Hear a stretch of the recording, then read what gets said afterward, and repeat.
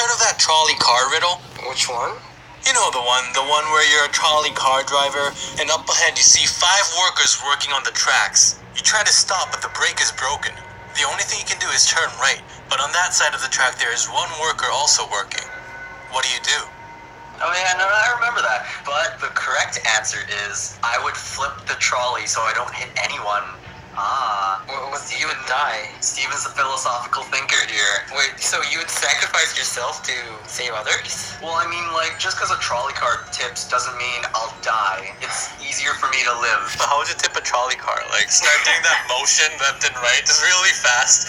Yeah, no, like the Pirates of the Caribbean thing. Yeah, but, okay. Go side to side.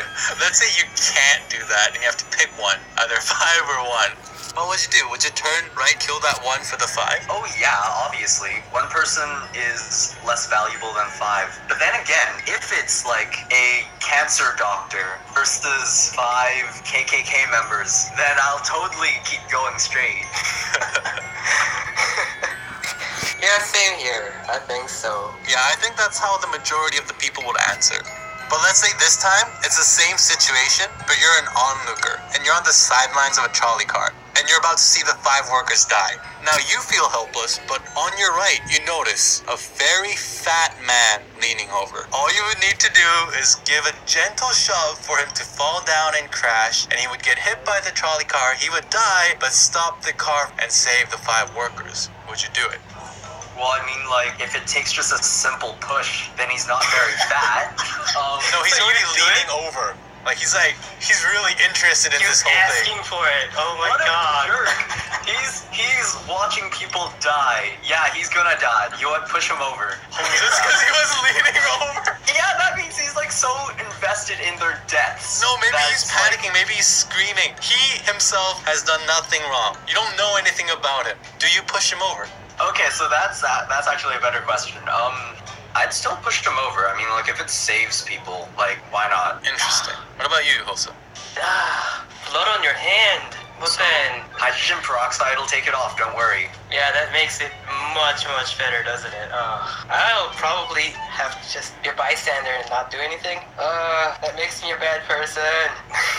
Okay, so the dilemma is this. What changed from the first question to the second one? You're physically involved in it? Yeah, we're physically killing a person. That's the big difference. You're still physically killing a person on the other side. The difference is we're ending some guy's lives. He could have lived a perfectly happy life without us, but instead we just killed him. Isn't that the same situation for the other worker on the other track? No, because we have pretty much no control over the trolley car other than going left or right. It's already gonna kill somebody. Oh, actually, wait. Okay, so people will usually say, this makes it too personal. And then the next question rises. Let's say this time you're a doctor in an emergency room. There's 6 patients that come to you. They've been in a terrible trolley car accident. 5 of them are moderately injured, but 1 of them are very severely injured. You can spend all day on the severely injured and he will live, but the 5 will die. And if you care for the 5 moderately injured, the 1 will die. What would you do? This is Canada. Where are all the other doctors? That's the real question. Well, hypothetically, let's say it's somewhere else. Okay, so... Obviously the 5. yeah, same here. So say this time you're an organ transplant surgeon. 5 patients come and each of them are in desperate need of an organ transplant in order to survive. 1 needs a heart, 1 a lung, 1 a liver, a kidney, and the 5th a pancreas. But you're out of organs to donate. But it occurs to you, in the next room, there's a healthy guy who's in for a checkup, and he's taking a nap. You could go in quietly, yank out 5 of the organs, and that person would die, but you can save the 5. Would you do it? First, that goes against the doctor's code. I agree. Yeah, no. So, lawsuit's coming your way. No, let's say you can get away with everything. Well, then I wouldn't stop at this murder. I'd keep going. Oh no. No, think about this. Okay, no, let's be serious for a second. If you were in this situation with only this question, what would be your answer? I wouldn't do anything. Exactly. Yeah. Absolutely irresponsible. How dare you value the life of those other 5 people over that 1 other guy? I guess the reason why we're kind of struggling to answer this is because we've answered the previous questions. I guess, but honestly, just the fact that the guy has done nothing wrong, there's nothing wrong with him. We're pretty much killing a healthy person whose only crime is to be at the wrong place at the wrong time. I mean, like, that's kind of the same with the fat guy.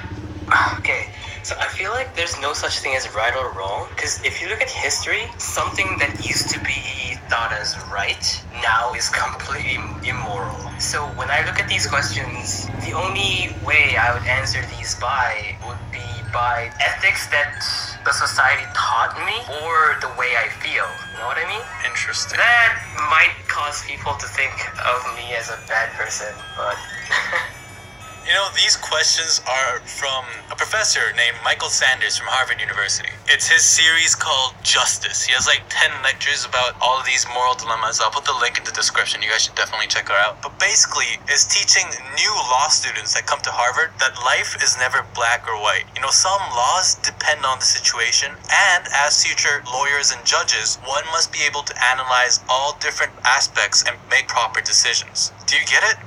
Because I freaking don't. So yeah, no, definitely the law is up for interpretation in some parts of it. And I think with these kind of questions, it's just teaching people to think differently from a different perspective.